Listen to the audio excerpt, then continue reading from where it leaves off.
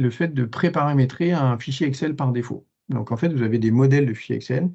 Et là, ce dont je vais vous parler, c'est le fait d'avoir l'exercice que je vais vous montrer ici. À chaque fois que je crée un nouveau fichier Excel, moi, il a une configuration avec un bandeau, avec le logo MyReport, il n'a pas de quadrillage, etc. Comment on fait ça? Vous prenez votre fichier Excel. Ici, je vais ajouter un logo.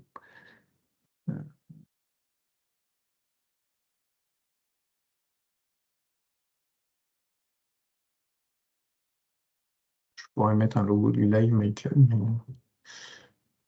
Alors ça, pour le coup, je ne l'ai pas préparé, je vais improviser un peu, mais c'est pas grave. Hop, est-ce que j'ai des images café? Non, bon, c'est pas grave, je ne vais pas mettre de logo, je vais mettre hop, Live My Club.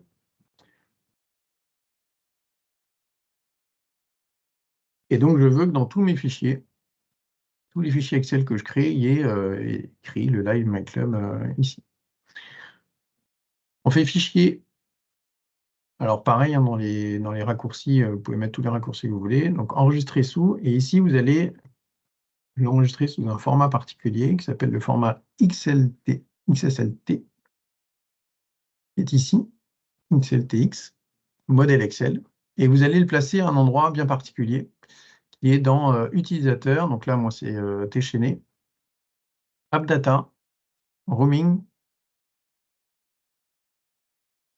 Microsoft, Excel, Excel Start. Voilà, donc dans ce dossier très particulier, et ici, en fait, à chaque fois que vous lancez Excel, il va parcourir ce répertoire et il vient récupérer le classeur .xltx. Pardon. Et donc, si vous nommez votre classeur XLTX, il va récupérer exactement ce paramétrage à chaque fois que vous en créez un. Donc là, je l'appelle XLTX, donc je vais écraser celui que j'ai déjà. Je fais oui, donc je ferme ce classeur.